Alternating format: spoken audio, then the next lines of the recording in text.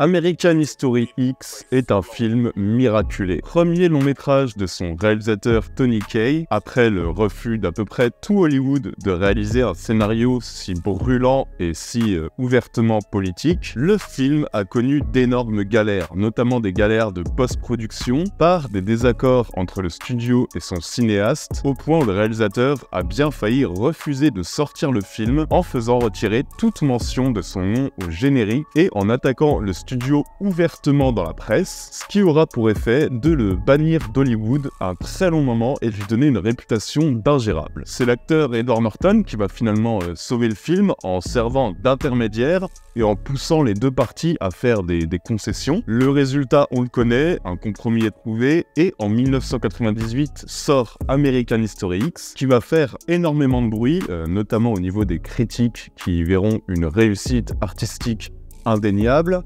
notamment porté par une grosse performance d'Edward Norton, qui lui vaudra d'ailleurs une nomination aux Oscars. American History X, c'est aujourd'hui un film culte, vraiment une référence, qui a quand même inspiré pas mal de cinéastes contemporains. Second of all, I am not, as you well know, a member of a low-rent, disorganized bunch of rednecks like the fucking KKK, please. So take your head out of your ass. Vous savez, ça m'arrive très souvent d'aller au cinéma un petit peu au hasard, sans forcément même me renseigner sur les films en amont, sans même en lire le pitch, c'est juste que j'ai un coup de tête et que j'ai une carte UGC à rentabiliser. Et parfois, ce coup de tête, cette pulsion, m'amène à découvrir des films vraiment marquants, des films dont je comprends même pas qu'ils soient pas plus cités, que ce soit par la presse, ou par le public, ou par les critiques, tant pour moi, ils avaient vraiment tout pour être un grand succès. Sur Intercut, on parle beaucoup de grands classiques du cinéma, qui sont souvent des films vieux de plusieurs décennies, mais cette fois, j'aimerais vous plonger dans une soirée de janvier 2023. Une projection organisée dans mon cinéma de quartier, d'un film dont je ne sais rien, et que je vais donc découvrir sans aucune attente, un film français qui s'appelle Les Rascals.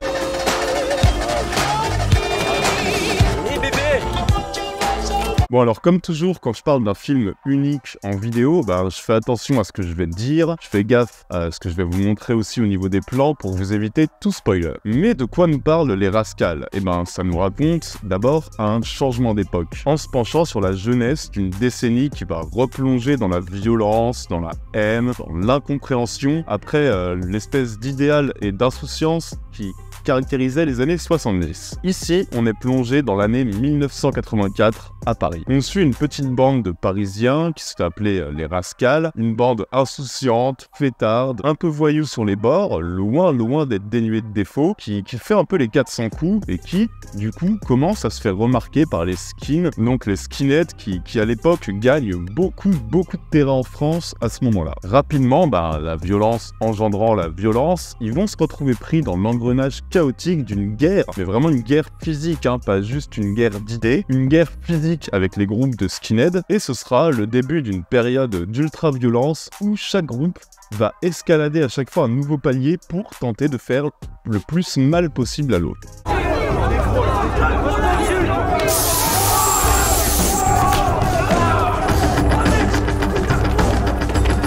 Comme American History X, Les Rascals, c'est un premier film. En l'occurrence, le premier film de Jimmy Laporal-Trésor, qu'il avait en tête depuis 2013, donc 10 ans avant quand même. Mais vous voyez bien, un film comme ça, évidemment, ça coûte quand même assez cher, puisqu'on parle quand même d'une reconstitution historique, et on donne pas les clés d'un long métrage comme ça sans expérience préalable. Le cinéaste va donc décider de réaliser une note d'intention sous forme de court métrage, qui va s'appeler Soldat Noir, et ça va avoir son gros succès. Le film, donc le court-métrage va être sélectionné à Cannes, il va aussi être nominé aux Oscars. Bon, vous voyez, c'était un petit peu le push dont le cinéaste avait besoin pour pouvoir concrétiser son projet de long métrage. Les Rascals est sorti au cinéma et moi, en sortant de la projection, j'étais persuadé que le film allait être au moins un petit succès d'estime, quoi, un petit succès au box-office, puisqu'il avait, à mon sens, absolument tout pour plaire au public français. Défiliation évidente avec le The Outsider de Francis Ford Coppola, avec West Side Story aussi,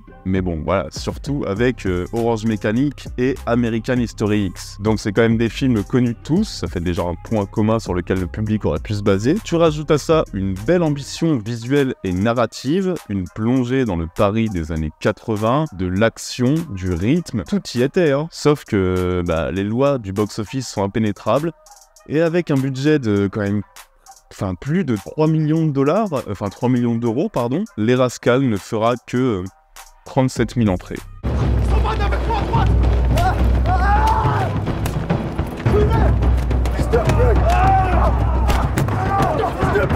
Et c'est aussi pour ça que j'ai envie d'en parler aujourd'hui de ce film. Les Rascals, c'est à mon sens un film extrêmement malin, extrêmement intelligent dans sa représentation de la violence. Je vais y revenir à ça, mais sachez avant tout que c'est aussi un film très divertissant. En basant son scénario sur les thématiques de la vengeance, de la violence, et en mettant en scène ce piège qui se referme sur nos héros, qui n'en sont d'ailleurs clairement pas des héros, c'est pareil, je vais y revenir, mais le film impose une sacrée puissance quand même. Il a vraiment un côté coup de poing qui est assez impressionnant pour une première réalisation, hein. Ça va passer par un découpage vraiment dynamique, par une écriture hyper rythmée qui va enchaîner les punchlines, qui va enchaîner des situations et des événements qui vont s'accélérer très rapidement. Et ceux qui ont peur d'y voir juste un film militant, clairement, rassurez-vous, hein, on est sur un pur vrai film de cinéma. Un film souvent vraiment graphique, un film toujours bien réalisé, basé sur une reconstitution impeccable d'ailleurs, et un film avec une vraie science de la mise en scène.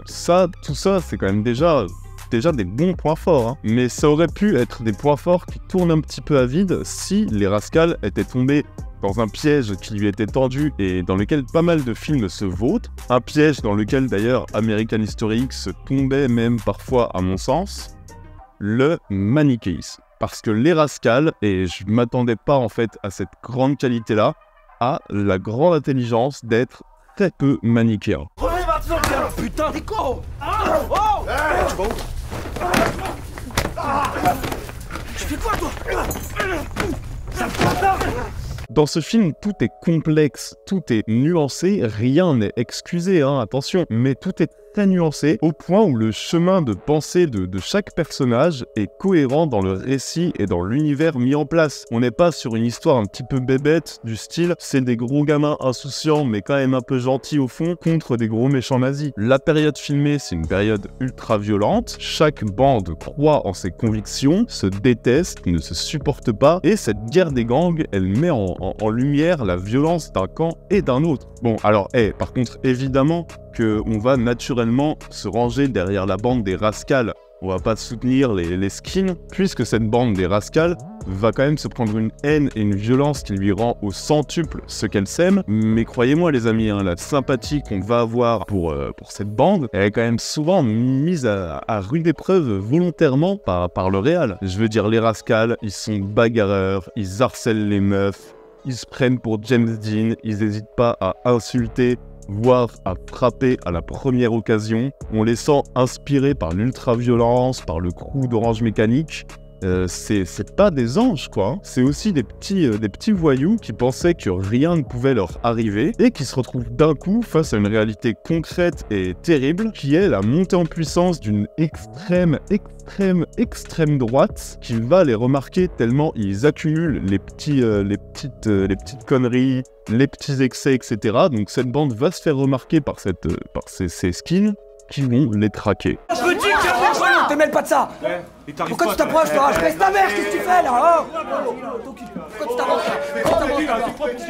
là? T'avances pas. Et vous savez quoi? Bon alors, je l'avoue, hein, clairement, je l'avoue sans peine, les amis, j'ai un petit peu titillé l'algorithme YouTube avec ce titre. Parce que oui, évidemment, bon, on pense quand même beaucoup à American History X, on pense aussi à La Haine, on pense à Orange Mécanique, mais en fait, le film déploie quand même assez rapidement une vraie identité, une identité forte, une identité propre. Par exemple, sa direction d'acteur. Sa direction d'acteur, les amis, elle est très particulière. Elle crée un attachement à des personnages sans avoir besoin de les surécrire. Un petit peu le même procédé que faisait Kubrick d'ailleurs dans Orange Mécanique. On aime leur look, On aime leur manière de parler, on aime leur manière de se déplacer, de se mouvoir. Du coup, on s'y attache et on s'y identifie sans même qu'il y ait besoin de surligner leurs traits de caractère, sans même qu'il y ait besoin qu'ils soient entre guillemets plus caractérisés que ça. Et ça rend l'écriture beaucoup plus subtile. Et paradoxalement, au contraire même, je trouve que c'est le groupe de Skinhead qui est le groupe le plus écrit, le groupe dont on explique le plus les motivations, le cheminement de pensée qui les a amenés jusque-là, les raisons de leur traque contre cette bande qui se fait un peu trop remarquer. C'est clairement eux qui sont le plus écrits. Et je trouve que c'est un choix qui est étonnant, c'est un choix qui interroge aussi notre propre morale et qui nous place de manière un petit peu cruelle comme spectateurs de ce piège qui se referme, de cette espèce de loi du talion qui pousse à aller toujours plus loin. Et ça, les amis, c'est qu'un des nombreux partis pris du film. Puis Marceau,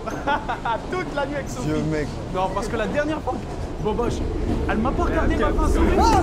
Oh les gars! Tout est fait pour renforcer l'immersion dans les Rascals. Et le film est particulièrement efficace lorsqu'il montre les répercussions des actions des uns sur les autres. Et surtout lorsqu'il montre comment chaque bêtise, par exemple des Rascals, va radicaliser encore plus l'extrême droite, et inversement, comment chaque action de l'extrême droite va radicaliser les Rascals par nécessité. Vengeance, haine, intolérance, incompréhension, instinct de survie. Vraiment, le film multiplie les situations et les moments de tension, et c'est en ça que je disais que c'était un vrai film de cinéma très bien écrit, très bien réalisé et surtout très divertissant, parce que franchement c'est impossible de s'ennuyer tant il se passe des choses, tant il y a d'événements qui se déroulent sans qu'on perde la maîtrise de la narration ou de la mise en scène. Parce qu'une fois le contexte posé, on n'est pas loin d'un montage frénétique qui est évidemment adapté à la descente aux enfers qui nous est racontée, et croyez-moi, niveau impact, ça rend le film assez saisissant, jusqu'à cette séquence finale qui nous promet d'aller encore plus loin, qui renforce le ton du film sans nous asséner une morale abrutissante, et qui, ça c'est mon grand regret, annonce quand même une suite qui paraît extrêmement prometteuse. Cette suite, elle était prévue, elle était déjà développée dans l'esprit de son réalisateur, qui l'a exprimé pas mal de fois, et c'est une suite qui verra très probablement jamais le jour, à moins que son cinéaste, lors de son prochain film, qui va arriver vite j'espère, réalise une bombe au box-office. Mais je vous ai parlé du score au box-office des Rascals. C'est dur, c'est très dur, hein. Surtout qu'il cochait, comme je l'ai dit, toutes les cases de ce qui aurait pu en faire, pour moi, un grand film populaire. Alors, qu'est-ce qu'il est? Il est trop violent, il est trop nuancé, il est trop politique, il est pas assez politique? C'est difficile à dire. Et c'est dommage, tant pour moi on est sur un film important, un film extrêmement bien réalisé, un film qui aurait en fait mérité le même destin qu'un La Haine, qu'un American History X, et un film que j'espère du coup vous avoir donné envie de découvrir au plus vite, voire même en parler autour de vous. Sait-on jamais, peut-être qu'on aura la chance de revoir du coup cette bande au cinéma, et ce serait une digne récompense, vraiment, pour ce film qui est, en fait, bien plus qu'un American History X français.